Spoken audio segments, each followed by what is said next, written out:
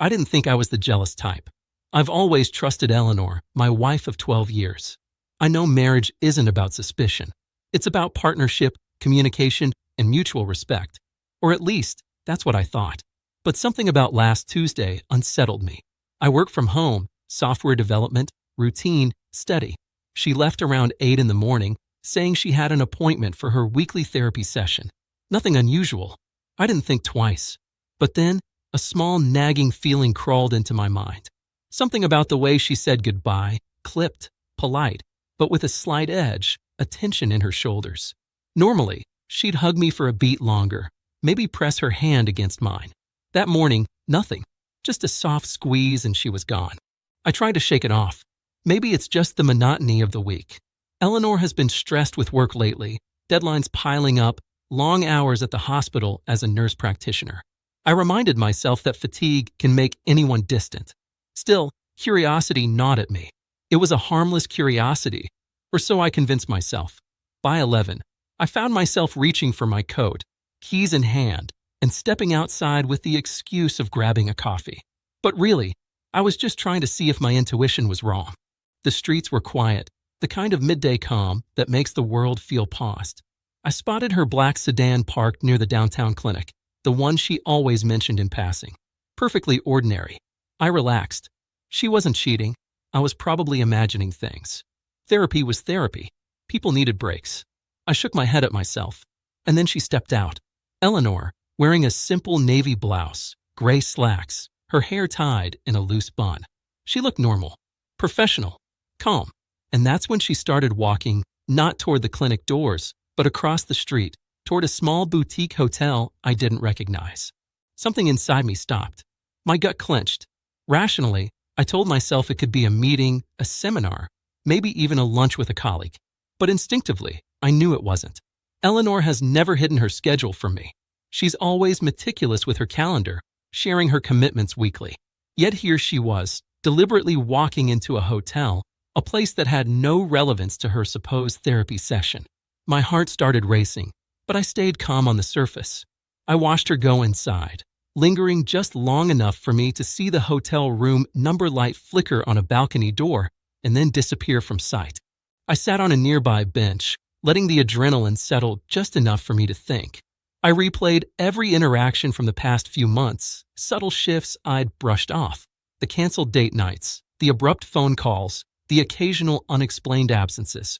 I remembered the night she came home late, saying she was finishing paperwork at the clinic, yet the car smelled faintly of perfume I didn't recognize.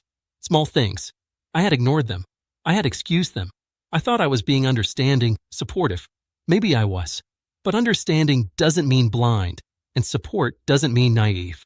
I decided to follow discreetly, not to confront, not to accuse, just to know. My life, my home, my trust had boundaries, and I needed clarity. I parked a few streets away, keeping Eleanor's sedan in sight, every turn, every pedestrian brushing past, every minor distraction. 15 minutes later, the hotel doors opened again. A man stepped out first. Tall, dark hair, well-dressed, casual but confident. Eleanor followed him, laughing lightly, a tone I hadn't heard in months. Genuine amusement. My stomach sank, not from the betrayal itself, but from the realization of how long I had been unaware. I stayed frozen on that bench longer than I intended, trying to process. A part of me wanted to run to her, demand answers, scream, make her see the weight of her actions. Another part, the quieter, sharper part, told me to breathe, observe, wait. I'm 42, married 12 years. I know how to think before acting. Rage doesn't solve. Clarity does. And clarity, in this moment, was watching her step into that hotel, laughing, touching his arm casually, completely oblivious to my presence. I didn't follow inside. I didn't want confrontation. I wanted understanding. And as I sat there, the pieces started clicking together. The subtle distance, the small excuses, the change in affection, all signs I had ignored, rationalized away, hoping my intuition was wrong.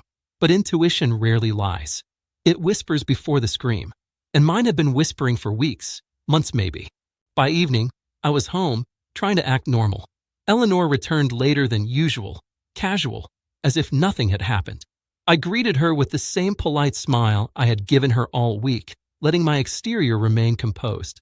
Inside, though, my mind was racing, cataloging every past instance I had dismissed, every slight I had excused. I wondered if she knew I might have followed her.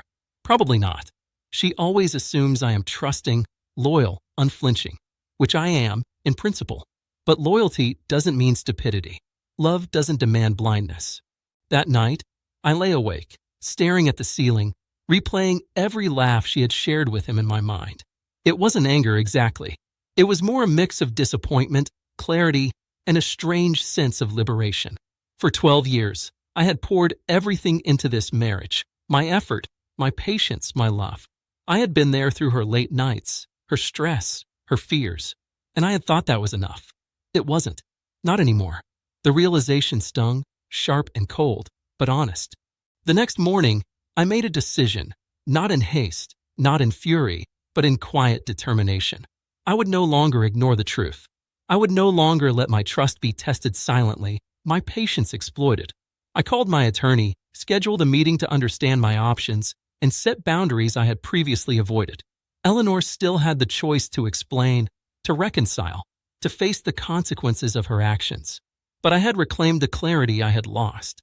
My life, my values, my home, these weren't negotiable. Weeks passed. Eleanor noticed my subtle distance, my quiet recalibration. She asked questions, tried excuses, attempted reassurance. I listened, calmly, without accusation. But the fire in me that had once been dormant had awoken, not for revenge, not for confrontation, but for self-preservation.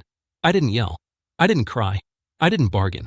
I simply existed with the truth, fully aware of it, fully prepared to act on it. And for the first time in months, I felt a kind of peace, sharp and clear, that comes from seeing reality plainly and responding to it with quiet resolve. Love, I realized, isn't always about holding on. Sometimes it's about letting go. Sometimes clarity is the greatest form of loyalty to yourself, to your values, to your life. And as I walked past that hotel one evening, long after Eleanor had left, I felt a calm certainty. I had seen, I had understood, and I would not be blind again.